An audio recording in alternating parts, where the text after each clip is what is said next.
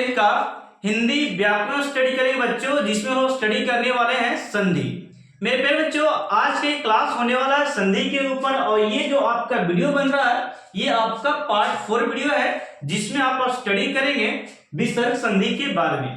प्यारे बच्चे, यदि आप लोग पार्ट 1, पार्ट 2 और पार्ट 3 नहीं देखें तो जाइए प्लेलिस्ट में, वहां पे आपको मिल जाएगा स्वर संधि और आपका मिल जाएगा व्यंजन संधि। आज की इस वीडियो में डिस्कस करेंगे विसर्ग के बारे में, और विसर्ग से आप कितने ऑब्जेक्टिव लगा सकते हैं बिहार बोर्ड एग्जाम में, वो भी मैं आपको वीडियो के लास्ट तक मैं बताने वाला हूं। तो बच्चों चलते हैं, वीडियो को स्टार्ट करते हैं। और यदि बच्चों वीडियो को शेयर नहीं किए हैं तो कर दीजिएगा, ताकि और बच्चे भी वीडियो को देख पाए। चलिए हम लोग वीडियो को स्टार्ट करते हैं। देखिएगा, सबसे पहली बात हम लोग यहाँ पे समझेंगे ये विसर्ग संधि है क्या। विसर्ग संधि के प्रॉपर तरीके से देखें डेफिनेशन, तो इसका डेफिनेशन फिर बच्चों अच्छी तरीके से आप लोग देख सकते हैं कि जब विसर्ग के साथ यदि स्वर या व्यंजन दोनों मिलते हैं तो जो विकार उत्पन्न होता है, यानी कि जो विकार मिलने से उत्पन्न होता है, उसे हम लोग विसर्ग संधि कहते हैं। मैंने क्या बोला फिर बच्चे, यदि विसर्ग के साथ स्वर या व्यंजन मिलता है और मिलने पर जो विकार उत्पन्न होता है उसे हम लोग विसर्ग संधि कहते हैं। फॉर एग्जाम्पल के लिए बच्चे यहाँ पे देखिएगा, मैंने यहाँ पे लिख रखा है, जैसे कि मैंने क्या बोला, विसर्ग के बाद स्वर या व्यंजन, विसर्ग के बाद क्या हुए, विसर्ग के बाद स्वर चाहे व्यंजन मिलेगा, तब उसे हम बोलेंगे विसर्ग संधि नाम देंगे। जैसे बच्चे जरा देखिएगा, मैंने बोला क्या, ये आपका विसर्ग है, क्या आपका विसर्ग हो गया। और विसर्ग के बाद फिर बच्चे या तो रहे आपका स्वर रहे, और स्वर किसे कहते हैं आप लोगों को पता होना चाहिए। तो स्वर बच्चों हम लोग कहते हैं आ ई उ ए ऐ ओ, ये सब जितने भी 11 जो अक्षर हैं उसे हम लोग स्वर का नाम देते हैं। ओके, और व्यंजन क्या करे बच्चे, तो व्यंजन यहाँ पे आप दिखेगा तो व्यंजन आपका हो जाता है, व्यंजन मेरे दोस्तों जैसे कि क ख ग घ से लेकर ज्ञान तक जो आपका है ये सारे व्यंजन कहलाते हैं, और आ ई क्या कहलाते हैं, स्वर कहलाते हैं। तो यही बात है कि विसर्ग के बाद चाहे तो स्वर आ जाए, चाहे तो विसर्ग बोल सकते व्यंजन मिलता है, इससे विसर्ग शब्द मिलता है, और जो विकार उत्पन्न हो जाए उसे हम लोग विसर्ग संधि कहते हैं। ये डिफिनेशन था। अब मैं आपको समझाता हूं कि सर जी आपने तो लिखा कि देखिए विसर्ग के बाद ये आ गया, तो आप प्यारे बच्चों ये विसर्ग के बाद आ गया, तो आप लोग बताइए विसर्ग के बाद आ जो आया है ये क्या है, स्वर है कि व्यंजन है। तो प्यारे बच्चे आप लोग फटाक से बताइए सर जी ये स्वर है, क्या है, स्वर है, क्या है, स्वर है। तो मैंने वही लिखा, विसर्ग के बाद क्या आ गया, स्वर आ गया। यहाँ पे जरा देखते हैं, विसर्ग ये रहा प्यारे बच्चों, ये आपका बिंदु विसर्ग है, ये बिंदु को हम लोग क्या बोल रहे हैं, विसर्ग बोल रहे हैं। तो बिंदु के बाद आपका जो ये अक्षर आ गया, ये प्यारे बच्चों ये व्यंजन है, क्या है, व्यंजन। तो मैंने वही लिखा कि विसर्ग के बाद यदि स्वर आ जाए, आ को हम लोग क्या बोल रहे हैं बच्चों, ये स्वर हो गया, और विसर्ग के बाद क्या आ गया, व्यंजन, क्या आ गया, व्यंजन आपका, तब ये संधि कहला गया विसर्ग संधि। अब इसका एग्जाम्पल देखिए, यदि विसर्ग के बाद आ आता है या कोई व्यंजन आता है तो वह कि किस में चेंज होता है, रा में चेंज हो जाता है, ये नियम है, याद रखिएगा। मैंने क्या बोला, यदि विसर्ग के बाद कोई व्यंजन आ जाए या फिर बच्चों कोई स्वर आ जाए, तब ये जो विसर्ग होता है वो रा में चेंज हो जाता है, रा में बदल जाता है। मैंने क्या बोला, आप लोग फिर से सुनिएगा, मैंने ये बोला कि विसर्ग के बाद यदि स्वर आ जाए, क्या आ जाए, व्यंजन आ जाए, तो विसर्ग बहुआ चेंज हो जाता है किसमें, तो रा में, सर जी रा में चेंज होता है, किसमें, रा में चेंज होता है, आधा रा में चेंज हो जाता है, किसमें चेंज होता है, रा में। तो हम लोग चलते हैं यहाँ पे, देखिएगा यहाँ पे पूरा आ है तो इसलिए पूरा हम लोग रा यहाँ पे दिए, देखिएगा दू का दू हो गया, यहां से विसर्ग हटा तो यहाँ पे क्या आ गया, रा आया, और रा पर आ की मात्रा कहां से आया, तो ये आ की मात्रा इससे आगे के बच्चों ये हो गया रा, यानी कि विसर्ग के लिए के बच्चों रा है, और आ का मात्रा इसके लिए पड़ा यहाँ पे रा हो गया, और ता के ता और माँ के माँ, यानी कि दुरात्मा, क्या हो गया, दुरात्मा फिर बच्चों। नेक्स्ट में देखिएगा मैंने लिख रखा है कि विसर्ग के बाद बाबू, विसर्ग के बाद देखिए यहाँ पे व्यंजन आ गया, और व्यंजन जब आ गया तो ये विसर्ग हटा तो यहाँ पे क्या चढ़ गया, यहाँ पे रा चढ़ गया फिर बच्चों, यानी कि विसर्ग आधा रा देता है, क्या देता, आधा रा देता है। तो हम लोग यहाँ पे दुर्गंध इसको पढ़ेंगे, क्या पढ़ेंगे, दुर्गंध। चलिए ये प्रॉपर तरीके से मैंने समझाया एग्जाम्पल और डिफिनेशन को। अब यहाँ पे इसके कुछ इंपॉर्टेंट नियम हैं जो कि आपके एग्जाम बोर्ड के लिए बेहतरीन होने वाली है। मैं यहाँ पे कम से कम 7 से 8 नियम बताऊंगा। अभी इस स्लाइड में कम से कम आपका थर्ड तक मैंने लिख रखा, 5 नियम इसके और मैं पढ़ाने वाला हूँ, तब जाकर ये खत्म होगी। तो यहाँ पे पहला नियम हम लोग स्टडी करने वाला है, यहाँ पे देखिएगा। तो पहला नियम बहुत ही बेहतरीन तरीके से मैंने लिख रखा, जैसे कि देखिएगा, मैंने बोला कि ये होगा, ये आपका विसर्ग है, ये क्या है, विसर्ग। ये जो बिंदु है ना, इसी को मैं विसर्ग बोल रहा हूं। तो ये विसर्ग के बाद यदि स्वर आ जाए, क्या आ जाए फिर बच्चे, स्वर आ जाए। मैंने ये बोला यदि विसर्ग के बाद कोई स्वर आ जाए, स्वर कहने का मतलब क्या, अ ई उ ए, हाँ, तो विसर्ग के बाद कोई स्वर आ जाए, या वर्ग का कोई तीसरा अक्षर, कोई चौथा अक्षर, कोई पांचवा अक्षर भी आ जाए, या क्या बच्चों, विसर्ग के बाद य र ल व ह आ जाए, ये सभी में से कोई भी आ जाए, तब वो विसर्ग जो होता है बदल जाता है किसमें, र में। आधा र इसको पढ़ते हैं, र में देखो ये हलंत है ना, र में ये हलंत है, तो ये आधा र में चेंज कब होगा, जब विसर्ग के बाद स्वर आवेगा, या वर्ग के तीसरा रूप, या चौथा रूप, या पांचवा रूप आवेगा,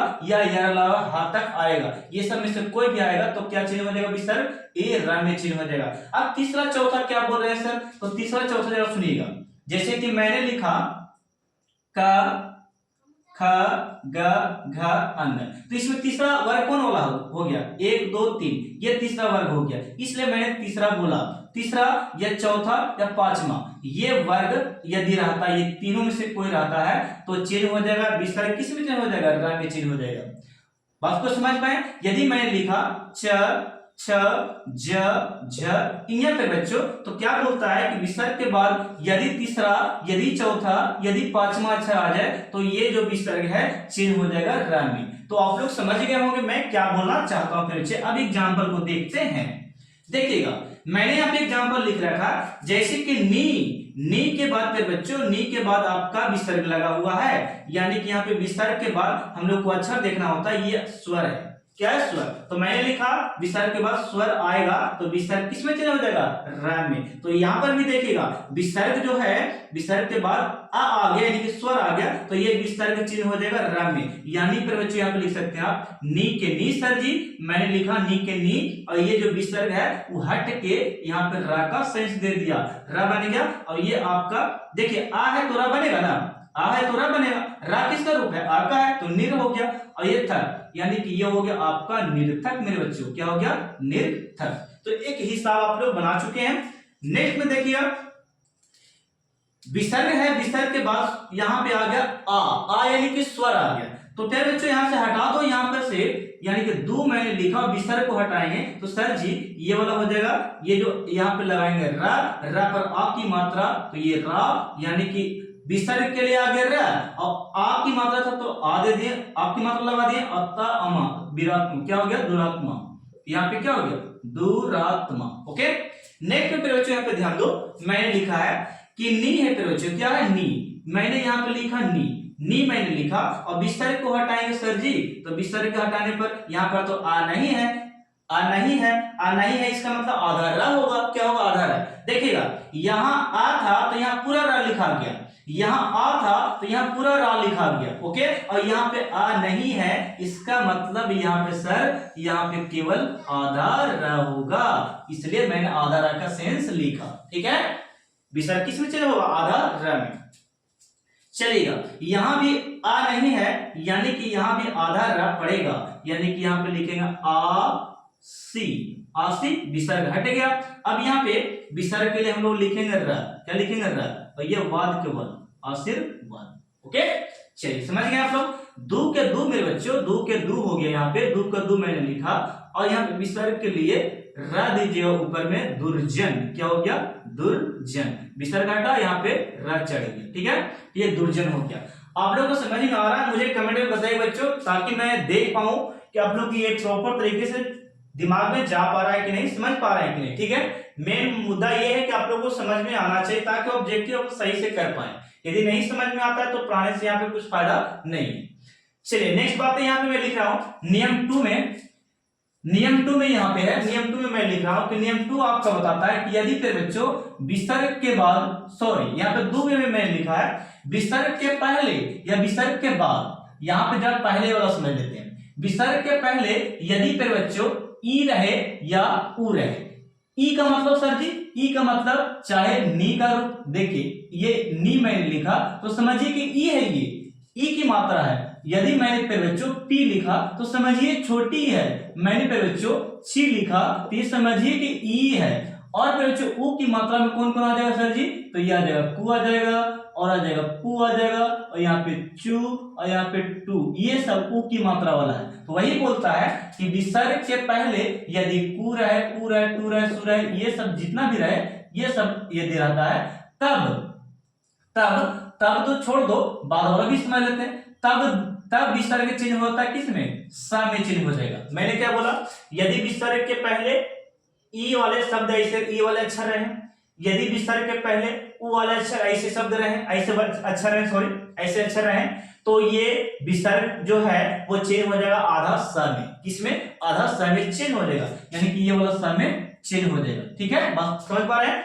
और फिर बच्चों बाद वाला समझते हैं। यदि विसर्ग के बाद फिर बच्चों क रहे, ख रहे, और फिर बच्चों प रहे और फ रहे, तो विसर्ग के बाद ये सब चार अक्षर रहता है, तो विसर्ग चिन्ह हो जाता है किसमें, ये सा में चिन्ह होता है। बात समझ पाए।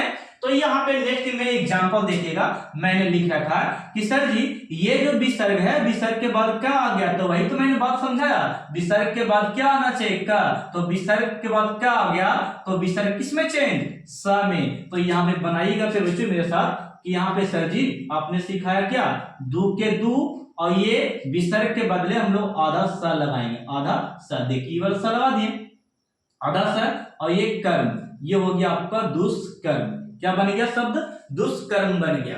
नेक्स्ट फिर बच्चों यहाँ पे ध्यान दो कि मैंने लिखा दू, मैंने क्या लिखा, मैंने यहाँ पे लिखा दू, दू का मैंने यहाँ पे दू दे दिया, और यहाँ विसर्ग के लिए हम लोग लगाएंगे आधा स, और ये प्रकृति, दुष्प्रकृति, दुष्प्रकृति मेरे बच्चों, दुष्प्रकृति, ये आपका यहाँ पे संधि विच्छेद को जोड़ने पर यहाँ पे क्या बन गया, एक शब्द बन गया दुष्प्रकृति। क्या बना, दुष्प्रकृति।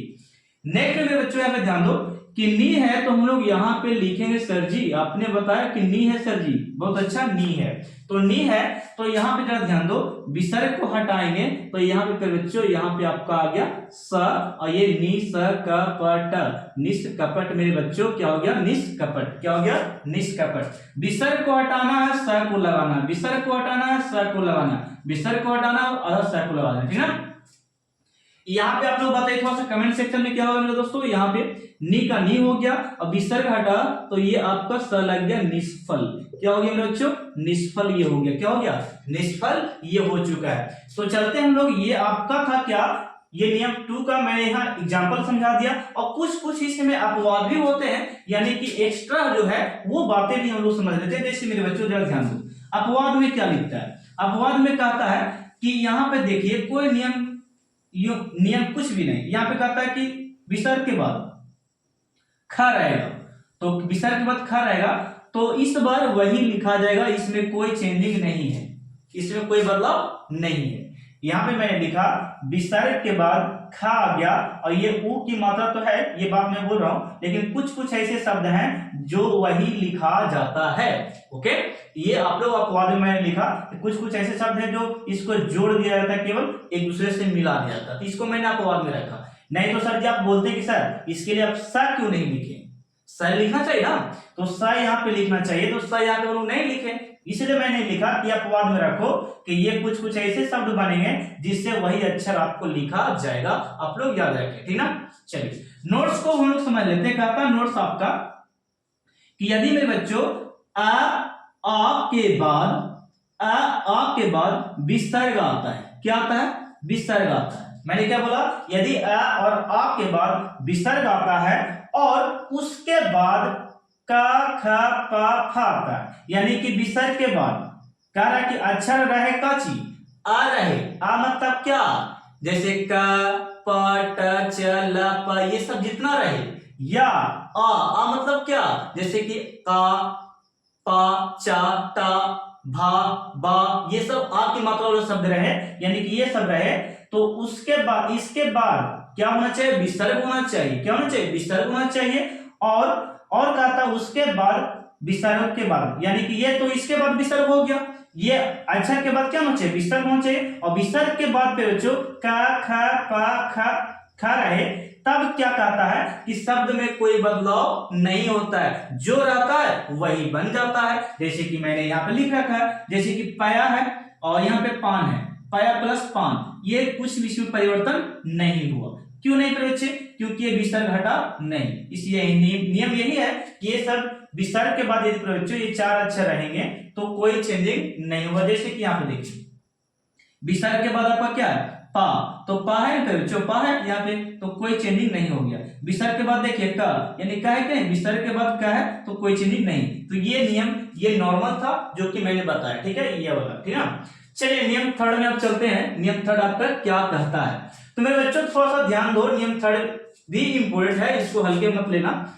देखिएगा यहाँ पे लिख रखा है कि विसर्ग के पहले और विसर्ग के बाद, दोनों बातें यहाँ पे मैंने लिख रखा है, विसर्ग के पहले और विसर्ग के बाद, यानी कि विसर्ग के बाद पहले होगा और विसर्ग के बाद भी बात कर रहे हैं। यदि विसर्ग के पहले आ रहे या वर्ग व्यंजन का तीसरा अक्षर, चौथा अक्षर, पांचवा अक्षर या य र ल व ह रहे, तब फिर बच्चे ये जो विसर्ग है वो चेंज हो जाएगा ओ में। मैंने क्या बोला, मैं फिर से रिपीट करता हूं, मैंने बोला कि विसर्ग के पहले फिर बच्चों, विसर्ग के पहले आ रहे या वर्ग व्यंजन का तीसरा रूप रहे, चौथा रूप रहे, पांचवा रूप रहे या य र ल व ह रहे, तो फिर बच्चे ये जो विसर्ग को देख रहे हैं, यानी कि विसर्ग को देख रहे हैं, विसर्ग चेंज हो जाता है ओ में। किसमें चेंज होता है, ओ में बदल जाता है।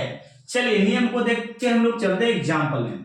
मैंने लिख रखा है कि सर जी आपने पढ़ाया कि विसर्ग के बाद कोई आ हो, तो आ देखो मैंने लिखा ना, विसर्ग के बाद या विसर्ग के पहले की बात करें, विसर्ग के बाद आ हो, विसर्ग के बाद आ हो, विसर्ग के बाद देखिएगा आ गया, तो आ आवेगा सर जी, तो विसर्ग किस में चेंज हो जाएगा, ओ में। विसर्ग वाला जो अक्षर रहेगा वो ओ में चेंज हो जाएगा, यानी कि विसर्ग वाला अक्षर क्या है, ये आपका हो गया क्या, न है, तो ये आपका हो जाएगा आपके यहाँ पे क्या, माँ के माँ पे बच्चों, माँ के माँ, और ये ना के ना, और विसर्ग जो रहेगा ये ओ में चेंज हो गया। किस में चेंज हो गया, ओ में। और ये मनु नुकुल, ये मनु नुकुल, ये बन गया आपका शब्द। बात समझ में आया, विसर्ग हटा और ओ का रूप ले लिया, देखिए ना, विसर्ग हटा और ओ का रूप ले लिया नो। अब यहाँ पे विसर्ग हटेगा तो धा है तो धो हो जाएगा, यानी कि हम लोग लिखेंगे आ और ये ध, इसी के बाद देखो विसर्ग ये हो जाएगा धो, अधोगति। क्या होगा, अधोगति। ओके फिर बच्चों, अब यहाँ पे आप ही बताइए ना सर जी कि पाया है, पाया के बाद, यानी कि यहाँ पे जरा पा का पा मैंने लिखा और या का या लिखा, और ये ओ की मात्रा ले लेगा विसर्ग, यानी कि ओ में चेंज हो जाएगा, इस रूप में चेंज हो जाएगा, पयोधारा। क्या हो गया, पयोधारा पे बच्चे। ओके नेक्स्ट में देखिएगा, जैसे कि मैंने लिख रखा था मन, मन, यानी कि मैंने लिखा मन लिखा, और यहाँ पे ना है तो नो हो गया मनो, और योग, मनोयोग। क्या बन गया, मनोयोग। एक और हम लोग बनाएंगे बच्चों, जैसे मैंने लिखा वह है और ये यह है, ये व और यह हो गया, और ये वयो, वयो लिखेंगे बच्चों, वयो, और ये वृद्ध, वयो वृद्ध। क्या हो गया, वयो वृद्ध मेरे बच्चों। अब यहाँ पे एक लास्ट में बनाकर बताता हूं आपको, यहाँ पे देखिए, जैसे कि माँ के बच्चों, माँ को मैंने लिखा माँ, और ये ना का ना, और ना किस में चेंज हो जाएगा, विसर्ग यहाँ पे हटेगा तो ये नो हो जाएगा। क्या हो जाएगा, नो। मनोचिकित्सक, क्या बोलेंगे, मनोचिकित्सक बच्चों, चिकित्सक, मनोचिकित्सक। तो ये नियम काफी लाजवाब था, जो कि समझने लायक और समझाने लायक था, बहुत मजा आया इसमें। ठीक है, तो आप लोग से उम्मीद है बच्चों कि ऐसे ऐसे एग्जाम्पल आप लोग बुक में देखेंगे, बैठे मत रहिएगा, आप लोग के एग्जाम नजदीक में है, तो यदि ऑब्जेक्टिव में तकलीफ होती है याद करने में, तो बच्चों ये नई वीडियो उसी के लिए मैंने बनाया है, ताकि आप अच्छे से समझ कर देख कर आप ऑब्जेक्टिव को सही से लगा पाए। और भी चैप्टर में पढ़ाने वाला हूं समास, इसी तरीके से मैं आपको डिटेल्स में समझाऊंगा, दिक्कत लेने की बात नहीं। ठीक है, तो इससे आप स्क्रीनशॉट ले सकते हैं। मैं आपको एक शॉट और बताता हूं जिसपे पूरा संधि फिनिश होगा। ठीक है, तो ये आप लोग लिख सकते हैं। तो फिर बच्चों अब हम लोग लास्ट स्लाइड में यहाँ पे करने वाले हैं कुछ नियम को। तो फिर बच्चों देखिएगा, मैंने नियम 5 में लिख रखा है इसके एग्जाम्पल को, इसके रूल को। नियम या जो आपका है यहाँ पे कहता क्या करे बच्चों, जरा वो समझिए। यहाँ पे ये बोल रहा है कि विसर्ग के बाद पे बच्चों यदि च आता है या छ आता है तो विसर्ग चेंज हो जाता है स में, यानी कि आधा स में चेंज हो जाएगा। ओके, देन जो आपका है विसर्ग के बाद यदि विसर्ग के बाद ट और ठ आवे तो ये मूर्धन्य स में चेंज हो जाएगा, मूर्धन्य आधा स में चेंज होगा। ठीक है, और यदि फिर बच्चों कह रहा है विसर्ग के बाद त और थ आता है तो ये डंडी स में आधा डंडी स में चेंज हो जाता है। ओके, यानी कि ये विसर्ग के बाद ये छ आवेगा तो इसके सामने ये बदल जाएगा, ये विसर्ग इसमें चला जाएगा, ये विसर्ग इसमें चलेगा, यानी कि बदल जाएगा। ओके, जैसे कि एग्जांपल में देखिएगा, मैंने यहाँ पर लिखा है कि नी और ये विसर्ग है और ये च और ये है। तो मैंने क्या बोला कि विसर्ग के बाद च, विसर्ग के बाद देखिए च है, ये वाला विसर्ग के बाद च है, तो फिर बच्चों विसर्ग जो है ये चेंज होगा आधा स में। किसमें? आधा स में चेंज होगा, यानी हम लोग यहाँ पे लिख सकते हैं बराबर, हम लोग यहाँ पे देते हैं ये आपका नी का नी हो गया फिर बच्चों, और विसर्ग चेंज हो जाएगा आधा स में, यानी कि ये आधा स विसर्ग किस में चेंज हो गया? आधा स, और ये च और ये हो गया निश्चय। क्या हो गया? निश्चय फिर बच्चों। बस समझ में आ गया। नेक्स्ट यहाँ पे देखिएगा, मैं यहाँ पे बराबर देता हूं, यहाँ पे विसर्ग के बाद आप लोग अच्छा देखना है, विसर्ग पहले नी दे देना है, नी मैंने दे दिया, और विसर्ग के बाद बच्चों विसर्ग के बाद जरा ध्यान दो, विसर्ग के बाद छ है, तो विसर्ग के बाद छ है तो ये आधा स में तलबी स में चेंज होगा, यानी कि ये आधा तलबी स हो गया, और ये छ और ल निश्चल। क्या हो गया? निश्चल फिर बच्चों। नेक्स्ट में देखिएगा मैंने लिखा कि विसर्ग के बाद यहाँ पे ठ आ गया, ठ विसर्ग के बाद ठ आ गया तो ये आधा स इसमें चेंज होगा मूर्धन्य स में। तो मैं यहाँ पे लिखता हूँ, यहाँ बराबर में देखिए बच्चों, मैं यहाँ पे लिखता हूँ कि नी का नी हो गया मेरे बच्चों, नी का नी हुआ, और ये नी और ये स में चेंज हो गया, यानी कि ठ रहेगा तो आधा स में चेंज हो गया, और ये ठू और ये र निष्ठुर। क्या हो गया? निष्ठुर। नेक्स्ट आपका यहाँ पे है नी के बाद विसर्ग है, तो यहाँ पे लिख सकते हैं आप मेरे साथ, यहाँ पे लिख सकते हैं नी का नी मैंने लिखा, नी का क्या हो गया? नी हो गया बच्चों। और यहाँ पे देखिएगा विसर्ग के चलते यहाँ पे देखिए विसर्ग के बाद ता है, तो विसर्ग के बाद ता आया तो ये डंडी स इसमें, यानी कि आधा स में चेंज हो गया, ये इसमें चेंज हो गया आधा स में, और ये ता और निस्ता। क्या हो गया? निस्तार पे बच्चों। ओके, बात समझ में आया।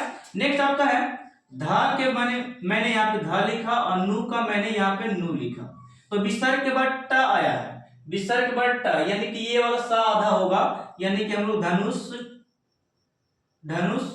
टंकार हम लोग यहाँ पे लिखेंगे। ओके, तो ये आप लोग बताइए कमेंट सेक्शन में आप लोग कैसा एग्जांपल लगा। ओके, नेक्स्ट बच्चों यहाँ पे नियम 6 आपका कहता है, नियम 6 जो आपका है ये बोल रहा है विसर्ग के बाद फिर बच्चे यदि तलबी स आ जाए, तलबी स और मूर्धन्य स और ये डंडी स आ जाए, तो कहता है कि ये जो विसर्ग जो रहता है ना, विसर्ग का, यानी कि इसमें कोई बदलाव, यहाँ पे विसर्ग का यहाँ पे चिन्ह होता है बच्चों। यहाँ पे मैंने लिखा है विसर्ग का, देखिएगा मैं फिर से मैं बोलता हूं, यदि विसर्ग के बाद बच्चों तलबी स मूर्धन्य स डंडी स है तो शब्द में कोई चेंजिंग नहीं होगा, ये नियम है। मैं फिर से रिपीट करता हूं, विसर्ग के बाद तलबी स मूर्धन्य स डंडी स है तो ये जो सेंटेंस यहाँ पे शब्द बनेगा, यहाँ पे शब्द बनेगा, इसमें कोई बदलाव नहीं होगा।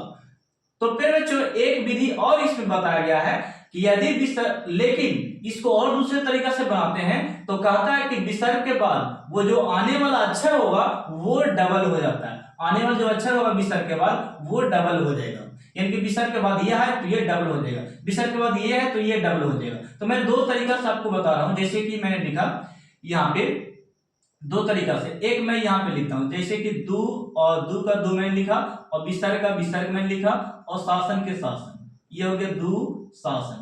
ये पहला नियम इसके अकॉर्डिंग बन गया, जो है नो चेंजिंग इसमें लिखा गया। ओके, लेकिन एक विधि से और बनाई गई यहाँ पे, तो ये लिखता क्या, दू और ये आधा स जो है ये वाला विसर्ग के चलते यहाँ पे आधा स होगा, यहाँ पे क्या लिखेंगे आधा स, और ये दुशासन, इस प्रकार, यानी कि दो तरह से आप बना सकते हैं, दो नियम से। एक नियम क्या कहता है, ये नियम आपका बोलता है कि विसर्ग के बाद ये सब जब रहे तो शब्द में कोई परिवर्तन नहीं, जो रहेगा वही बनेगा। लेकिन ये नियम क्या कहता है, विसर्ग के बाद जो वर्ण रहता है यानी कि वर्ण रहता है, व्यंजन रहता है, वह डबल हो जाता है। क्या हो जाता है? डबल हो जाता है। तो ये दो तरीका से आप बना सकते हैं। नेक्स्ट आपका, इसको मैं डबल बनाकर दिखाता हूं। पहला नियम क्या बोलता है कि विसर्ग के बाद क्या होना चाहिए? स। विसर्ग के बाद स आ गया तो इसमें कोई बदलाव नहीं। पहला नियम ये कहा था, इसमें कोई बदलाव नहीं, निसंतान आपका इस प्रकार होगा। ठीक है, निसंतान ये हो गया। ओके फिर बच्चों, दूसरा नियम क्या कहता है? विसर्ग के बाद इस प्रकार ये जो स आता है वो डबल हो जाता है, यानी हम लोग यहाँ पे लिखेंगे नी का नी और ये स जो है ये डबल होगा, नी स। देखिए डबल हो गया और ये संतान, नी संतान। अब बताइए आप लोग को कैसा लगा? ठीक है, तो ये था नियम। अब अगले नियम को मैं समझाता हूं। नियम आपका 7th आपका है, यहाँ पे बोल रहा है यदि फिर बच्चों आ या आ के बाद विसर्ग, क्या फिर बच्चे? विसर्ग। मैंने क्या बोला? आ और आ के बाद विसर्ग और उसके बाद विसर्ग के बाद बोल रहे हैं। यदि बोलता है आ और आ के बाद विसर्ग हो और विसर्ग के बाद और उसके बाद यानी कि विसर्ग के बाद टा ख पा था हो, तो कह रहा है कि जो वाक्य बनेगा उसमें कोई प्रकार का चेंजिंग नहीं होगा, चेंजिंग नहीं होगा, जो वाक्य रहेगा वही लिखा जाएगा। ओके, दूसरा में देखिएगा। चलिए इसको पहले समझा देता हूं, इसको मैं लिख ही देता हूं, फिर से मैं रिपीट कर दूं। यानी कि आ के जगह पे क्या हो सकता है? का हो सकता है। आ के जगह पे क्या हो सकता है? पा हो सकता है, टा हो सकता है, चा हो सकता है, इसका रूप हो सकता है। और आ मतलब समझ रहे हैं, जैसे कि का, पा, चा, टा, ना, भा, ये सब आ की मात्रा वाला रहेगा। जब बिना मात्रा वाला और मात्रा वाला जब रहे और उसके बाद विसर्ग रहे तो कहता उसके बाद जो विसर्ग के बाद खा, पा, चा ये सब रहे तो कहता नो चेंज, वही रह जाता है। यानी कि र है तो हम लोग र लिखेंगे। और विसर्ग के बाद देखिए का है, विसर्ग के बाद मैंने क्या बोला? का, तो इसमें कोई चेंज नहीं, सेंटेंस उसी प्रकार रह जाएगा। यानी कि र जा हो गया और ये का और ये न, रजकन। ठीक है बच्चों, और ये पा और था, पा और था हो गया, पा क्या हो गया? था हो गया, पा और था हो गया। तो ये चेंज नहीं होगा, इसी प्रकार लिखा दिया, कोई चेंजिंग नहीं, ये भी उसी प्रकार लिखा देगा। पुरस्कार, ठीक है, पुरस्कार, यहां पे हम लिख सकते हैं पुरस्कार। ठीक है, ये हो गया, बात समझ गए? ये पुरस्कार, इसमें देखिए कुछ कुछ नियम में चेंज नहीं हुआ और कुछ में चेंज हो गया, कुछ में उसी प्रकार है, कुछ नियम में चेंज थोड़ा सा होगा। देखिएगा ये दो नियम में चेंज नहीं हुआ है, लेकिन तीसरा वाला में कहता है विसर्ग के बाद सा आप दे सकते हैं, कोई कोई शब्द में चेंज होता है, यानी कि जो विसर्ग रहेगा वो आधा सा में चेंज होगा, कुछ शब्दों में, ठीक है ना, कुछ शब्दों में विसर्ग किस में चेंज हो जाएगा? सा में बदल जाएगा, लेकिन बाकी सब में वही रहेगा। ओके, चलिए नियम आपका 9 यहाँ पे कह रहा है और ये लास्ट नियम आपका होगा 9। यहाँ पे बोलता है, कहता है कि यदि ये हलंत वाला र रहे और हलंत वाला र के बाद र रहे, हलंत वाला र के बाद क्या रहे? र रहे, तो कहता है हलंत वाला जो र रहेगा उसका लोप हो जाता है। मैं क्या बोलता हूं वो जरा समझिए। मैंने बोला बच्चों यदि हलंत वाला र रहे, हलंत वाला र के बाद, हलंत वाला र के बाद यदि पूरा र रहे, क्या रहे? पूरा र रहे, तो हलंत वाला र का क्या होता है? लोप हो जाता है, यानी कि ये गायब हो जाता है, हलंत वाला र क्या हो जाता है? गायब हो जाता है। ठीक है, ये नियम है। और उसके पूर्व हर्ष स्वर्ग दीर्घ हो जाता है, यानी कि उसके पहले वाला जो अक्षर होगा ना वो दीर्घ बन जाएगा, यानी कि ये जो र है इसके पहले वाला जो अक्षर रहेगा वो दीर्घ बन जाएगा। क्या बन जाएगा? दीर्घ। जैसे कि देखिए यहां पे मैंने क्या बोला? र के बाद र रहे, र के बाद र रहे, ठीक है, र के बाद र रहे, तो क्या नियम है कि र का लोप हो जाता है, ये खत्म हो जाएगा, ये क्या हो जाएगा? खत्म हो जाएगा, ये खत्म हो जाएगा। लेकिन बोलता है खत्म तो होबे करेगा, लेकिन र के पहले वाला जो रहता है ना वो दीर्घ हो जाता है। क्या होता है? दीर्घ। तो मैंने यहाँ पे लिखा ये ना जो था छोटी में ये पूरा हो गया नी, और ये आपका जो र और ये स, ये वाला ये क्या हो गया? लोप हो गया, ये खत्म हो गया, ये रस केवल लिख दें नीरस। ठीक है, नेक्स्ट में देखिएगा जैसे कि हम लोग यहाँ पे लिखेंगे नी है तो नी के बाद र है, र के बाद भी र है, तो मैंने क्या बोला कि आधा र के बाद र रहे तो र छोटा र को क्या होता है? लोप होता है, तो ये वाला हट जाएगा, लेकिन ये जो इसके पहले वाला अक्षर है वो बड़का रूप ले लेगा, दीर्घ रूप ले लेगा, यानी कि नी हो जाएगा। छोटी नी है तो यहाँ बड़ी नी हो गया, ये हो गया आपका निरोग। क्या हो गया? निरोग। ओके फिर बच्चों, नेक्स्ट यहाँ पे है आपका नी का हम लोग बड़ी नी कर सकते हैं और ये रू ऊपर नीरू, नीरुज, नीरुज। ओके फिर बच्चों, नीरुज हो गया। और यहाँ पे मैंने नी का नी लिखा और ये नी का नी लिखा मैंने और ये रा का और रज, नीरज। क्या हो गया? नीरज।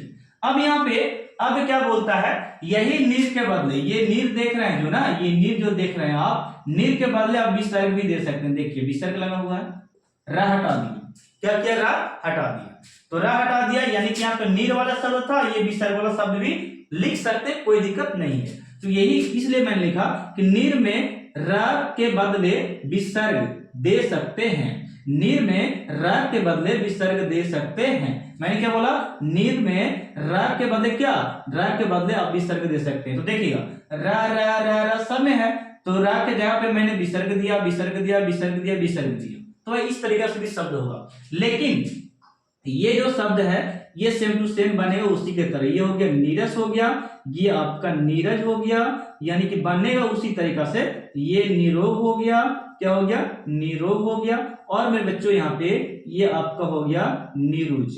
क्या हो गया? नीरुज। ओके, तो आप लोग को वीडियो अगर अच्छा लगा फिर बच्चों, तो आप लोग क्या कीजिए, वीडियो को शेयर कीजिए, लाइक कीजिए और कमेंट कीजिए कि सर इसी तरीका से आप भी और चैप्टर को पढ़ाइए। ठीक है, तो मैं पूरे विश्वास के साथ कहता हूं कि आपको मैं समास वाले चैप्टर को आप लोग को मैं क्या करूंगा, अच्छे से मैं विधि से ट्रिकली वाइज लेकर आऊंगा और आप लोग को मैं पढ़ाने वाला हूं। ठीक है, तो मिलते हैं हम लोग नेक्स्ट चैप्टर में, समास में। ये संधि हो गया फिनिश, और इसको आप लोग क्या कीजिए, नोट्स कीजिए। और मेरे लिए आप एक ही काम कीजिएगा, आप लोग वीडियो को शेयर करना है। क्या करना है बच्चे? शेयर वीडियो करना है और क्या करना है, लाइक करना है। क्या करना है? लाइक। और चैनल पे नए हैं तो सब्सक्राइब भी करना है। ठीक है, ताकि मुझे पता चले कि मेरे बच्चे कितने देखने वाले वीडियो हैं। ठीक है, और वीडियो को जरूर शेयर कीजिए। तो आप लोग के लिए एक बात और मैं बोलना चाहूंगा, ये आपका छोटा सा मेरी तरफ से ये प्यार है। आप लोग को धन्यवाद कि आप लोग मुझे सपोर्ट करें। ठीक है फिर बच्चों, मैं प्रयास करूंगा आप लोग को 12th तक बहुत अच्छे तरीका से, जैसे कि और भी क्लासेस हैं, जैसे टारगेट बोर्ड और दिशा बोर्ड है, और भी बड़े बड़े क्लासेस हैं पीडब्ल्यू, तो उसके जैसा क्लास मैं आप लोग को बना सकूं। आप लोग मुझे सपोर्ट करें। ठीक है, मैं उस जगह पे जाना चाहता हूं जहां पे आप लोग लेकर जा सकते हैं। तो मिलते हैं लोग नेक्स्ट पार्ट में, यानी कि हम लोग पार्ट किस में मिलते हैं, पार्ट में तो नहीं मिलेगा, लेकिन संधि में, समास में मिलने वाले अगले चैप्टर में। ठीक है, इससे आप स्क्रीनशॉट ले सकते हैं और नोट्स कर लीजिएगा और एग्जांपल जरूर कीजिएगा। ठीक है, थैंक यू।